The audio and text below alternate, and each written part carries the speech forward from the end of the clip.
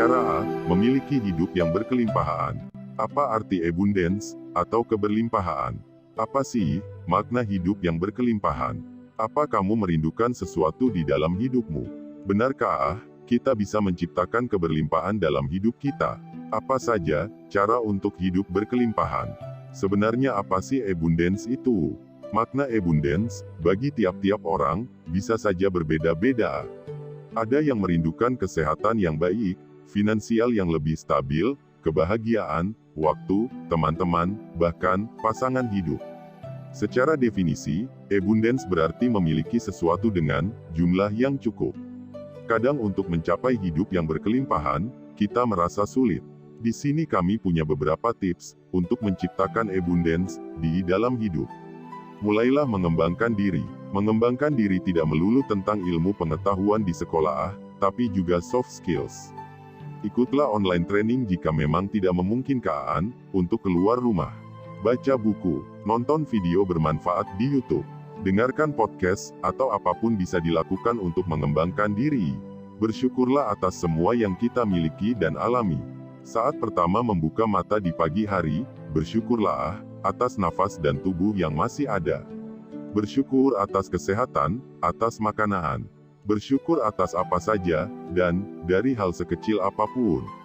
Memberi secara tulus. Saat kita bisa memberi dengan tulus, tanpa meminta balasan, kita akan merasa bahagia. Dengan memberi secara tulus, kita akan menerima. Meditasi secara rutin. Mungkin ada yang belum terbiasa dengan meditasi, tapi apa salahnya mencoba? Meditasi bukan mengosongkan pikiran, tapi lebih melatih tubuh dan pikiran kita untuk merasakan energi di sekitar kita. Dengan meditasi, kita akan menjadi lebih tenang dan positif. Bayangkan keberlimpahan apa yang kita inginkan di hidup kita. Kita hanya perlu membayangkan apa yang kita rindukan untuk kita miliki. Kemudian tanamkan di pikiran kita bahwa hal itu benar-benar akan menjadi milik kita. Semakin spesifik, semakin baik. Misalnya, saya ingin pasangan hidup yang berusia 2 tahun lebih tua dari saya, memiliki pekerjaan tetap, dan sayang keluarga, atau saya ingin memiliki mobil idaman warna putih. Bayangkan, kalau perlu, cari gambarnya, dan jadikan wallpaper di smartphone. Rasakan bagaimana perasaan kita saat mendapat apa yang kita inginkan. Setelah membayangkan, sekarang rasakan bagaimana perasaan kita saat mendapatkan hal tersebut. Secara sadar dan secara nyata, rasakan kebahagiaan atau keharuannya. Dengan demikian, kita mengirimkan pesan pada semesta tentang apa yang kita rasakan dari kerinduan kita. Gunakan essential oil. Tidak bisa dipungkiri, essential oil memang esensial, yang arti esensial adalah penting di kehidupan kita. Dengan menggunakannya secara rutin, essential oil dapat membantu kita untuk tetap memiliki pikiran yang benar, dan positif, dan vibrasi yang berlimpah. Ciptakan aliran berkat yang baru. Cobalah mencari aliran berkat yang baru, agar, saat ada masalah yang muncul, kita bisa lebih tenang.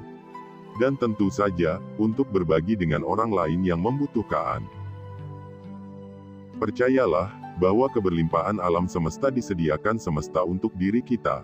Sejak awal, para filsuf, visioner, dan pemimpin rohani yang besar, telah berbicara tentang kelimpahan alami dari planet kita. Perbedaan antara menyadari kelimpahan alam kita dan memiliki sebagian besar dan kuat itu, adalah salah satu pelajaran spiritual utama. Ini adalah seni mengendalikan energi dan mewujudkan pikiran dan ide. Kita hidup di dunia nyata yang mencerminkan kembali energi, kata, perasaan, dan pikiran yang kita keluarkan. Tapi, tidak semua ahli dalam teknik manifestasi, dan butuh waktu untuk mempelajarinya. Tapi itu sendiri merupakan berkah besar. Bayangkan sebuah dunia di mana segala sesuatu yang Anda pikir, rasakan, atau yang Anda katakan tiba-tiba muncul di depan Anda. Tentu Anda bisa mewujudkan $1 juta di meja dapur rumah, tapi setiap kali Anda mengalami kegelisahan atau ketakutan, saat itu juga, Anda juga memiliki monster yang berdiri mengambil keberlimpahan dari Anda. Energi datang ke dunia nyata yang lamban ini, dengan restu perlindungan khusus. Kita bisa memiliki pikiran dan perasaan yang tidak langsung terwujud di depan mata kita. Jadi kenyataannya, pikiran bahwa Anda tidak bisa mewujudkan uang, tampaknya hanya merupakan hambatan, tapi juga merupakan bagian dari perlindungan yang lebih besar yang memungkinkan Anda mempelajari seni manifestasi tanpa merasa terluka dalam prosesnya. Kelimpahan planet kita adalah jelas. Tidak sulit melihat kelimpahan planet kita. Anda hanya perlu melihat pohon buah di musim gugur. Kita tahu bahwa uang tidak sedikit, dan kelimpahan itu wajar. Percayalah, jika semua kekayaan dunia dibagi rata di antara warganya, masing-masing dan setiap orang akan menjadi jutawan. Oleh karena itu, wajar bagi semua orang untuk melimpah. Keadaan alami kita adalah kaya. Hal-hal yang menghalangi kita adalah perasaan kurang, putus asa, dan kebingungan, dan ketidakmampuan menguasai pasar kehidupan. Lebih sering daripada tidak, kita bisa dengan cara kita sendiri, dengan menempatkan dalam pikiran kita, gagasan yang merugikan, dan kebencian aneh yang harus kita tumpangi untuk sampai ke hidangan yang kita santap. Saya yakin, Anda akan mengingat apa yang sudah Anda ketahui, yaitu, bahwa hidup itu energi, uang adalah energi, dan ada banyak tersedia. Mulailah dengan mengingatkan diri Anda bahwa ada banyak sekali uang. Mungkin kedengarannya agak konyol, tapi Anda harus memulai setiap hari dengan mengatakan pada diri sendiri bahwa tidak ada kekurangan uang. Sebenarnya, ada jutaan dolar, yen, pound, dan sebagainya yang meleset, lebih dari yang bisa Anda habiskan. Sangat penting untuk memahami hal itu, dan mengingat bahwa ada jutaan jutawan, orang-orang kaya, dan potensi yang dapat Anda jual. Seperti ide, produk, dan energi, dan karenanya menjadi jutawan sendiri. Kekurangan dan kekurangan, adalah cara kita diprogram oleh sistem. Energi telah diprogram oleh sistem untuk percaya, bahwa ada kekurangan, dan ketidakpastian itu normal. Bukan itu. Ide itu adalah pengendali psikologis, dirancang untuk mengendalikan orang, dan menjaga agar tetap sejalan dengan membuat mereka takut. Jangan terkecoh.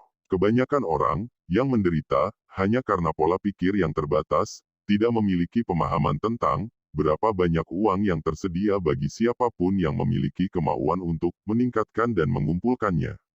Lihatlah kitab suci kuno. Anda akan melihat bahwa mereka, para pemimpin umat, penuh harapan dan harapan positif dan penegasan berlimpah.